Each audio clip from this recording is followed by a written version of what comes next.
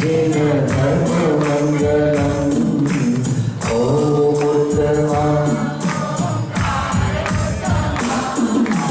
ओम उत्तमम् ओंकार उत्तमम् अरिहंत उत्तमम् सिद्ध प्रभु उत्तमम् आचार्य उत्तमम् उपाध्याय उत्तमम् सर्व साधु उत्तमम् जित धर्म उत्तमम्। ओम शरणम् ओंकार शरणम् ओम शरणम् अरिहंत शरणम् सिद्ध प्रभु शरणम् आचार्य शरणम् उपाध्याय शरणम् सर्व साधु शरणम् जिन धर्म शरणम्। ओम गौतम ओंकार ओम मंगलम ओंकार मंगलम। ओम उत्तमम् ओंकार उत्तमम् ओम शरणम् ओंकार शरणम्। पंच परमेश्वर भगवान की, मूल नायक श्री 1000 वृषभनाथ भगवान की, अक्षयकारी देवप्रिय एवं समृद्धन विराजमान चैतन्य चमत्कारी चिंतामणि पार्श्वनाथ भगवान की, आचार्य भगवान श्री समंत भद्र महाराज की, चारित्र चक्रवर्ती गुरुवर आचार्य शांति सागर जी मुनि महाराज की, पूज्य एवं दीक्षा गुरुवर श्रेष्ठम पट्टाचार्य श्री अभिनंदन सागर जी महाराज की, द्वादशांग जनवाणी माता की।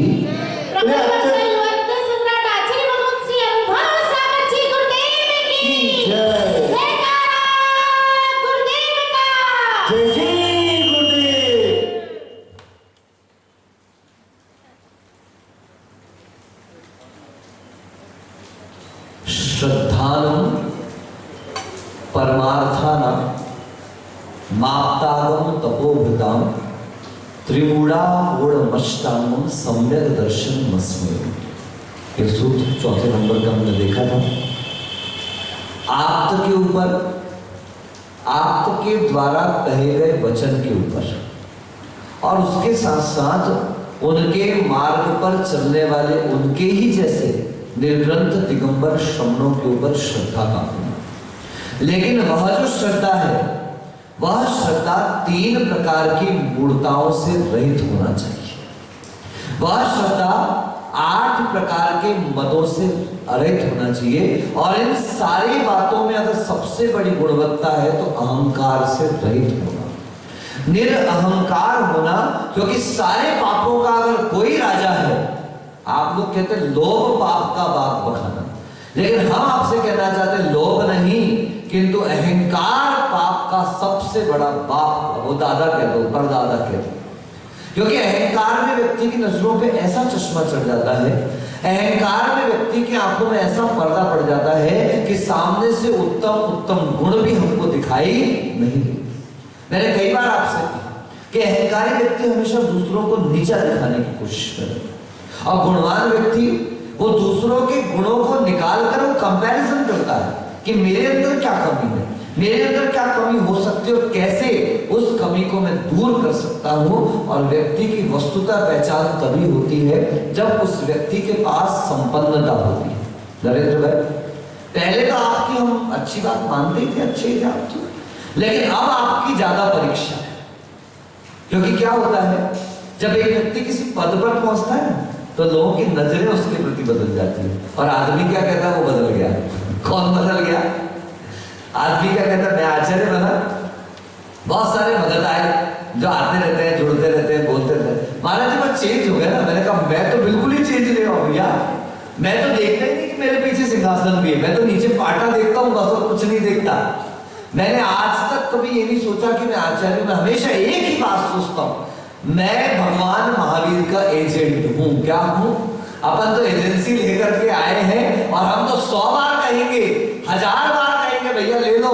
आप नहीं आना चाहोगे तो भी आपके पीछे एजेंट पीछे पड़ जाता है। पीछे आखिरी में आके एक बार तो सिर ठोक के आदमी कहते चल सस्ती वाली एक तो दिखाई दे।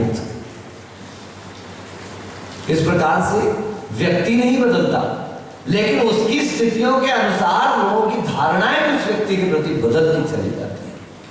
बहुत अच्छा राजा था, बड़ा प्रेम, बड़े वात्सल्य के साथ पूरे परिवार के साथ राजा, राज्यसभा सारी इतनी प्रसन्न थी उस राजा से।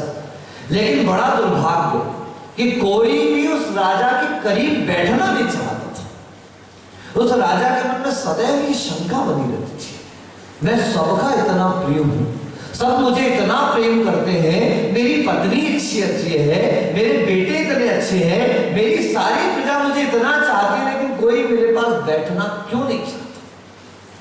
एक दिन वो एक मुनिराज के पास गया, अवधि ज्ञानी मुनिराज थे, और जब उन्होंने अवधि ज्ञानी मुनिराज के सामने प्रश्न रखा तो महाराज ने भी महसूस कर लिया कि कोई बात तो है।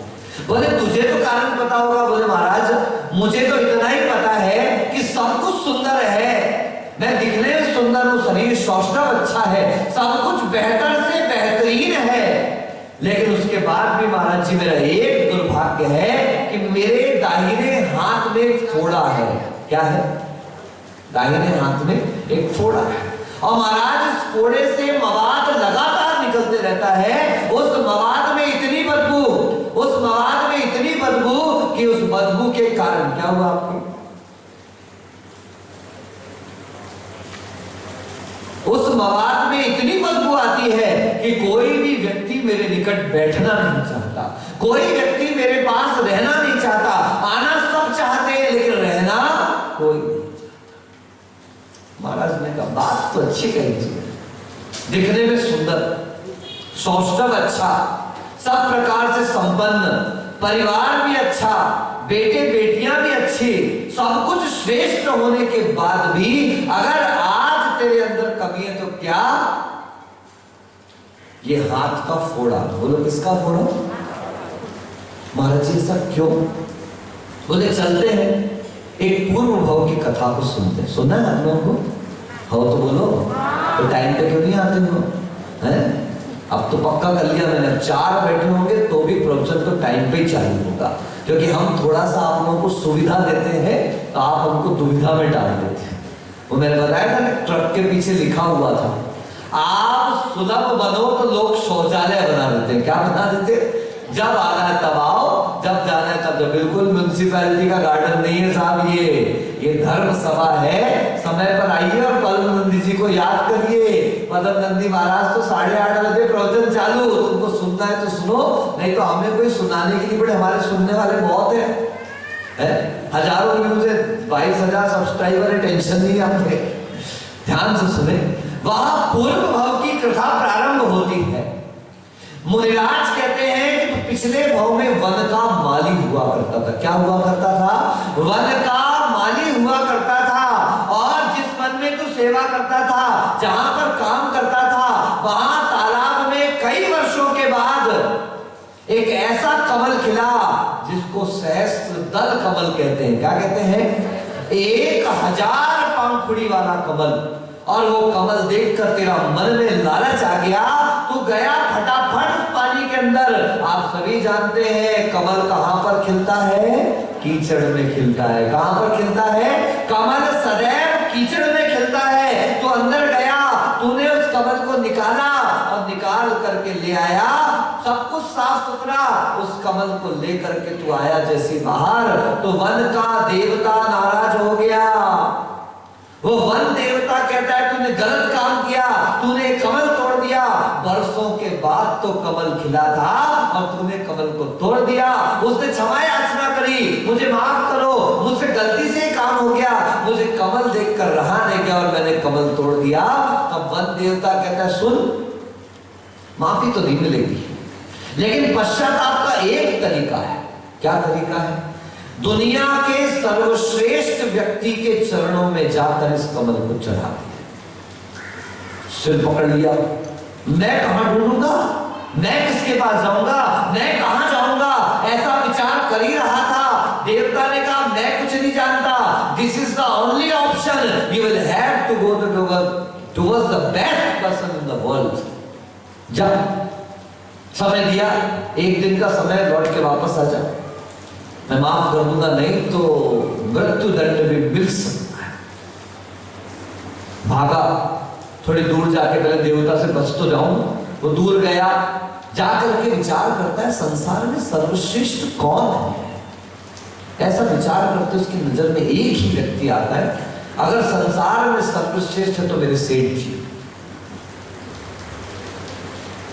मंदिर जाते हैं, पूजन करते हैं, आराधना करते हैं, दीन दुखियों दरिद्रियों गरीबियों को दान करते हैं, कई प्रकार के अच्छे से अच्छे कार्य वो सेठ जी किया करते हैं। देव पूजा, गुरु उपासना, स्वाध्याय, संयम, तप और दान रूपी जो 6 श्रावकों के आवश्यक हैं, उन 6 आवश्यकों का वो बहुत अच्छे तरीके से पालन करते हैं।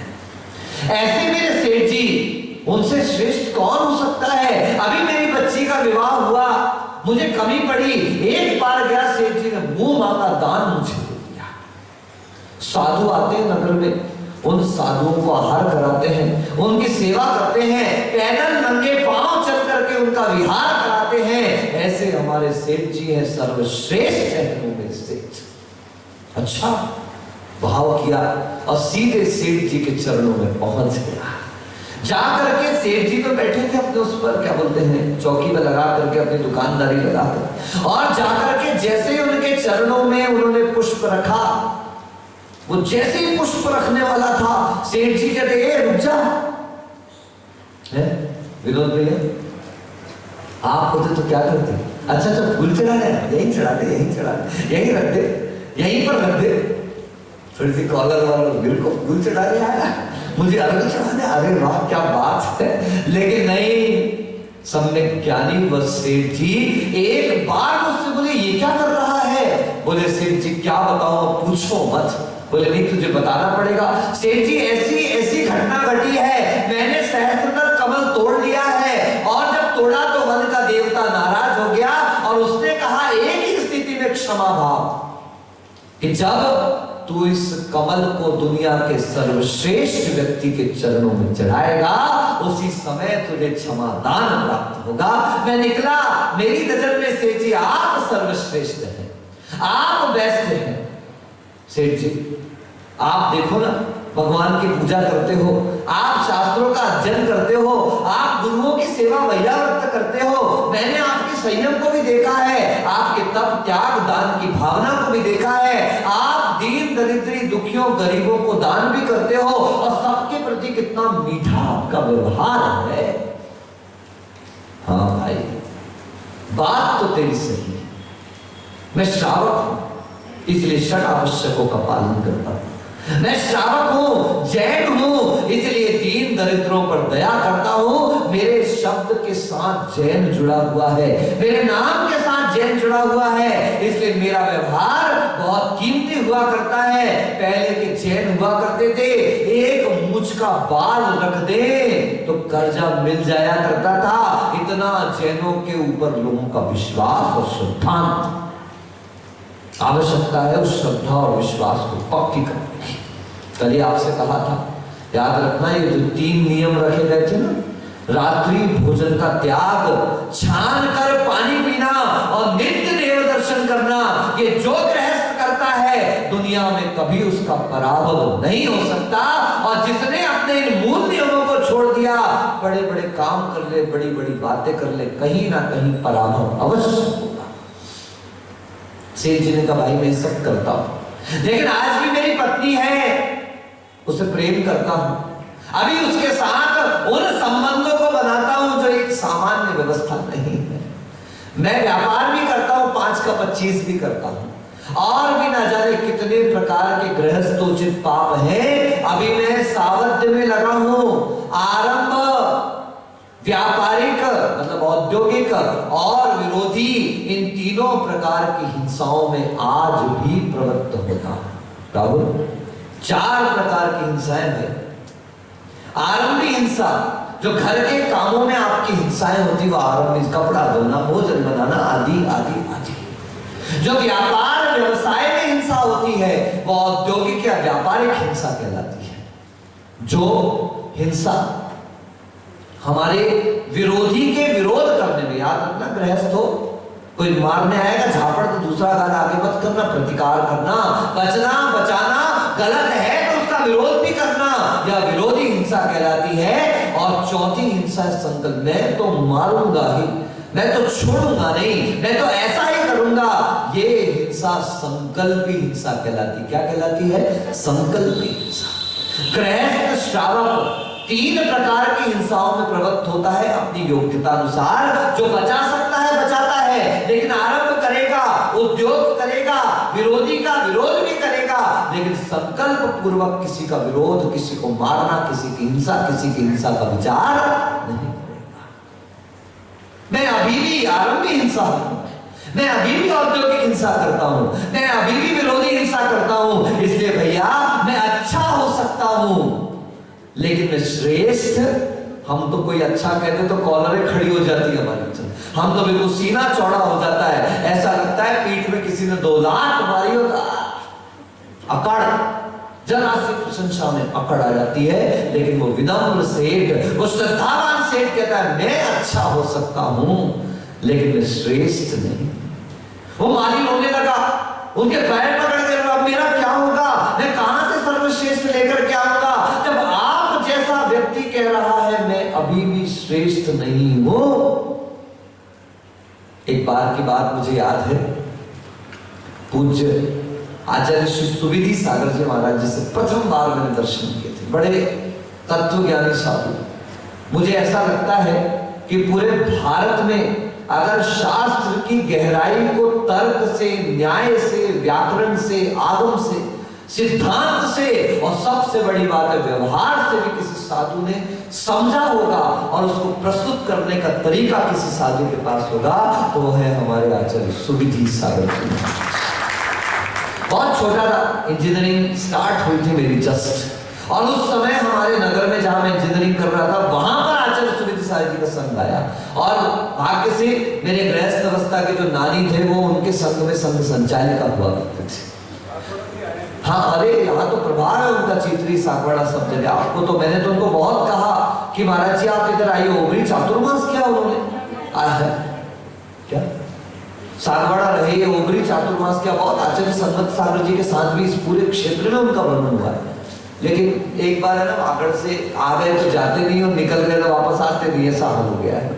तो मैंने कहा महाराज जी आप आइए, निवेदन तो हमने किया है, आना चाहिए उनको, आवश्यकता है ऐसे संतों की जिनका विज्ञान, वेद विज्ञान और ज्ञान ये लोगों की समझ तक पहुंचने के लायक। ऐसे आचार्य श्री सुविधि साहिब से पहली बार मिला तो मेरे आते ही साथ महाराज जी मुझसे पहला प्रश्न, क्योंकि वो मुझे जानते थे, पहचानते थे, पहला प्रश्न मैं कॉलेज में था जब पहुंचा, हाउ आर यू अमित, ऐसा उन्होंने मुझे आज भी वो शब्द याद है।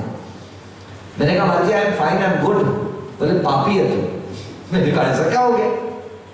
बोले जिस आदमी ने पहले स्वीकार कर लिया I am fine, I am good, he will never try to become good and fine. पहले ही मान लिया है कि मैं अच्छा हूं, पहले ही मान लिया है मैं गुड हूं, पहले ही मान लिया आई एम बेस्ट, वो व्यक्ति कभी बेस्ट बनने की कोशिश करने वाला नहीं। और जिस व्यक्ति ने ये जान लिया है कि कमी है, अभी मैं श्रेष्ठ नहीं हूं, वही व्यक्ति श्रेष्ठता की ओर पहुंचने का पुरुषार्थ कर सकता है। ऑलवेज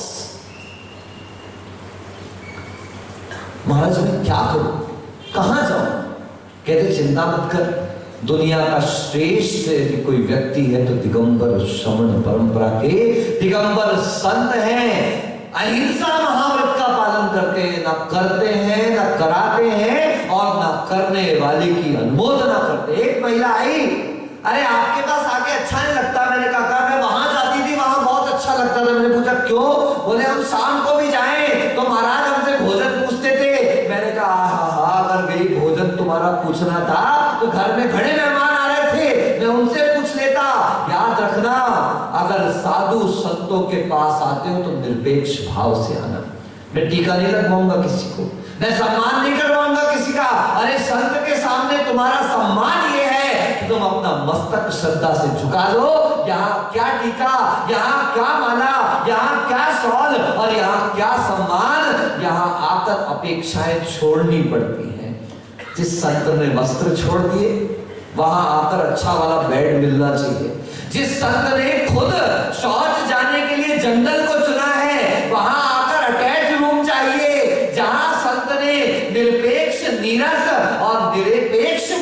की भावना कर ली, वहां पे आकर भोजन अच्छा क्वालिटी का मिलना चाहिए। बांसवाड़ा के जितने भी शिष्य भक्त जुड़े हुए लोग आते हैं, ज्यादातर मैंने देखा वे अपने साथ टिफिन की व्यवस्था लेकर के चलते हैं। एक बार मैंने पूछा, टिफिन क्यों लेकर के जाते हो आप? तब वो कहते हैं, महाराज साधु के पास जाने पर ज्यादा से ज्यादा समय साधु के साथ बिताना है, ये हमारी भावना है। जाते ही साथ भोजन कर लो, भोजन कर लो, भोजन कर लो। 2 मिनट महाराज के पास बैठ नहीं पाए, और बाड़िया तो इतने होशियार हैं, जब यहाँ पे सागवाड़ा में सुनील साई का चातुर्मास था, है कनक नंदी जी बैठे थे नंदोड़ में, हम थे डूंगरपुर में। आदमी बहुत होशियार, बहुत होशियार। एक जगह से नाश्ता करके निकलता था, सागवाड़ा आकर के दोपहर का भोजन करता था, यहाँ से दोपहर की चाय पीता था नंदोड़ में, और शाम का भोजन करने कहाँ पहुंच जाता था? डूंगरपुर में। मैंने कहा वाह, बैठी 2 मिनट, दर्शन किए 2 मिनट, प्रवचन सुना 2 मिनट, और भोजन करने में 1 घंटे खर्च हो गए। सोचना, भोजन तो घर में बहुत है, एक के भी यहाँ भी कभी जैनी तो कम से कम प्रभु की कृपा से इतने समृद्ध। एक बार किसी ने पूछा, अरे तुम्हारे जैन इतने पैसे वाले क्यों होते हैं? मैंने कहा सुनो, जिनके देवता रखते हैं उनके लोग गरीब होते हैं, और जिनके भगवान और गुरु छोड़ देते हैं उनके सब श्रावक कैसे होते हैं? धनवान हुआ करते हैं। तुम्हारे भगवान ने छोड़ दिया, तुम्हारे भगवान ने त्याग दिया, इसलिए सब तुम्हारे पास आ गया। जिनके भगवान रखे हुए हैं वहां कमी है और कमजोरी है।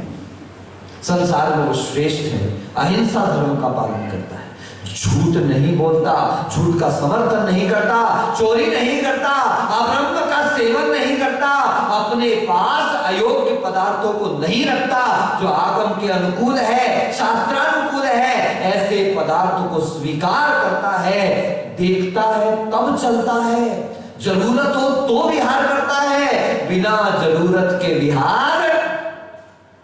4 हाथ की भूमि देखकर चलता है। कितनी भूमि बोलो? कितनी? बोलो, मुंह तो खोलो। 3 हाथ क्यों नहीं? 2 हाथ क्यों नहीं? कल आपको बताया था कक्षा में, अपनी ऊंचाई अपने हाथ से 3.5 हाथ की होती है। कितनी होती है? अगर साधु मध्यम गति से चलना चाहिए साधु को, ना तो दौड़ना है और ना तो धीमे चलना है। मध्यम गति से चलता हुआ साधु अगर थोड़ा छिटक कर गिर भी जाए, आधा हाथ और ज्यादा गिरेगा। इसलिए पहले से कहते 4 हाथ की भूमि देख के चलना। अपनी सामान्य रेंज भी 4 हाथ की होती है, इसलिए 4 हाथ की भूमि देखकर चलना। उतना ही चलना जितना जरूरी है। मॉर्निंग वॉक करने मत चले जाना, इवनिंग वॉक करने मत चले जाना, कहीं घूमने फिरने किसी से मिलने मत चले जाना। साधु बिना कारण के कभी भी गमन नहीं करता। ये 5 समितियां हैं, चलने में, बोलने में, खाने में, जाने में, उठने बैठने में। 5 प्रश्न कर लेना। कौन कौन से? कब, क्यों, कहां, कितना और कैसा। कब बोलना, कितना बोलना, क्यों बोलना, कहां बोलना और कैसे बोलना, ये हो गई भाषा समिति। कब चलना, क्यों चलना, कितना चलना, कहां चलना, कैसे चलना, इरिया समिति। कब खाना, क्यों खाना, कितना खाना, कहां खाना, कैसा खाना, एशना समिति, खाने वाली समिति। आप जाने में नहीं लगा सकते कब जाना, क्यों जाना, ये क्यों जाने में नहीं लगा सकते, कहां जाना, आदि आदि नियम। इस प्रकार से 5। ये वस्तु उठाई, वस्तु रखी, उठाने के पहले देखना, परिमार्जन करना, रखना के पहले देखना, परिमार्जन करना। मुझे आज भी याद है, गुरु महाराज ने मुझे बुलाया, जाओ उनको बुला लाओ। मैंने थोड़ा आगे गया, एक लड़के को बुलाया, जाओ उनको बुला लाओ। आचार्य ने पीछे सुन लिया, पीछे से पलट के आए, काम करो, अपनी पिछली उसको दे दो। अरे अच्छा, क्या गलती हो गई? मैंने आपको इसलिए बोला कि आप मुनि हो, वस्तु उठाओगे तो देखकर उठाओगे, रखोगे तो देखकर रखोगे। लेकिन आजकल साधुओं ने आदेश देना चालू कर दिया। साधुओं को स्वावलंबी होना चाहिए। क्या होना चाहिए? अपना सामान खुद उठाओ, अपना सामान जो खुद उठाने लायक हो उसे स्वयं उठाओ, और अगर किसी से उठवाओ भी तो उसके साथ रहो। कभी भी किसी पर डिपेंडेंट मत होना। अगर हुए तो अहिंसा धर्म का पालन संभव नहीं है। ये 5 प्रकार की समितियां होती हैं।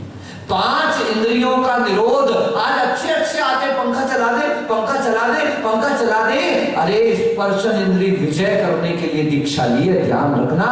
अगर स्पर्शन इंद्री पर विजय नहीं कर पाए, पहली इंद्री जहां बिजली उत्पन्न हो रही है वहां पर गैलनों पानी अनछना वो टरबाइन के पास जाता है, जहां पर सांप, बिच्छू, नेवला, गाय, भेड़, बकरी टरबाइन के कनेक्शन में आके कई प्रकार के जीव मरण को प्राप्त होते हैं। जब लाइट जलती है, पंखा चलता है, कई प्रकार के त्रस्त स्थावर जीवों की हिंसा होती है। और मुनिराज का नियम है, क्या नियम है? अहिंसा महाव्रत। कौन सा व्रत? ऐसे नहीं बोलो, अहिंसा महाव्रत है, कोई अणुव्रत नहीं है कि थोड़ा बहुत चला लेंगे, थोड़ा बहुत चले। महाशय व्रत, जो महान व्रत है जिसमें किंचित भी प्रमाद नहीं किया जा सकता, वो कौन सा व्रत है? ऐसे स्पर्शन इंद्री का विजय, रसना इंद्री का विजय, घ्राण इंद्री का विजय, चक्षु इंद्री का विजय, कर्ण इंद्री का विजय। हमें याद है गुरु महाराज के कमंडल में किसी ने एक बार संतरे का तेल डाल दिया, 2 बूंद। अब 3 दिन तक के उस संतरे के जो इत्र था उसकी स्मेल नहीं गई। आचार्य 2 दिन तक आहार को नहीं उठे, जब तक ये गंध नहीं चली जाए।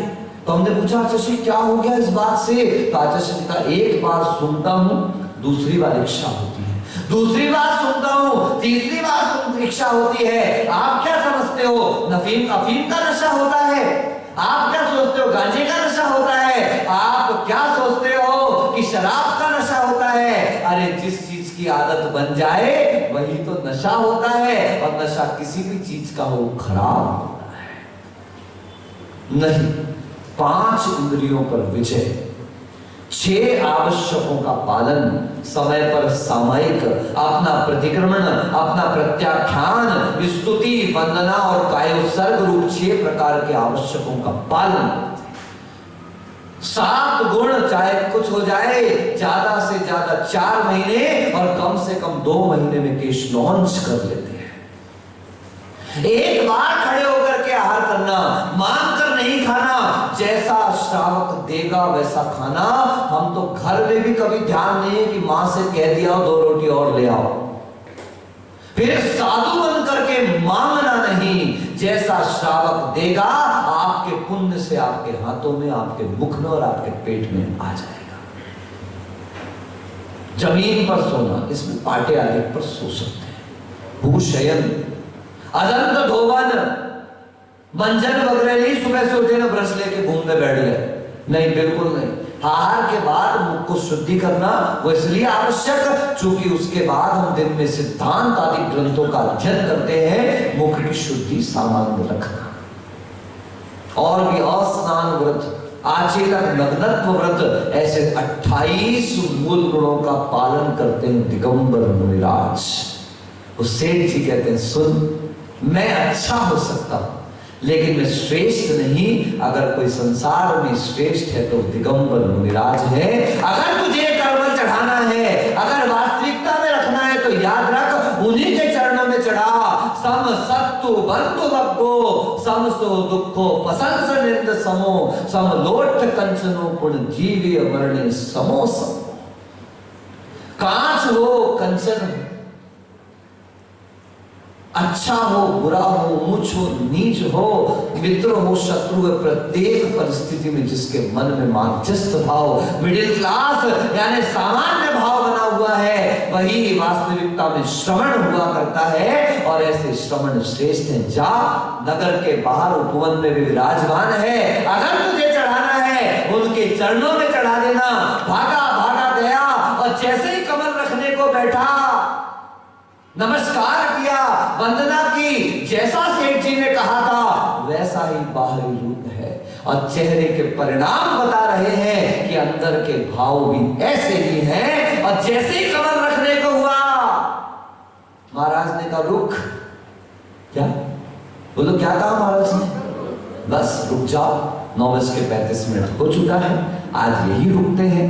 आगे की कथा टू बी कंटिन्यूड, कल 9 बजे स्टार्ट हो जाएगी। क्या कहा सुना हम लोगों ने? ये जो आप लोगों ने अच्छी परंपरा चालू करी ना, अनुभव साई का प्रवचन होगा तब पहुंच जाएंगे, तो कल धोखे में मत बैठना। अभी पाद प्रक्षालन नहीं हुआ है, अभी शास्त्रदान नहीं हुआ, कल से ऐसा ही होगा। मेरी पूजा बाद में होगी, प्रवचन पहले होगा। आप लोगों को भी मेरे को आके साम दाम दंड भेद, जब उंगली सीधी से घी नहीं निकलता तो उंगली को कैसा करना पड़ता है, टेढ़ा करना पड़ता है। मैं तो आपको पहले कुछ, आप आओ तो वेलकम, नहीं आओ तो दुष्ट पापी जीव को जिनवाणी न सुहाए, कह होंगे कह लड़ पड़े, कह देर से आए नटवरा। ये मत सोचना आप ही को बोल रहे हो नटवर भाई आ जाए, महाराज मेरे आते ही आपने ऐसा क्यों बोला, आपको नहीं बोला।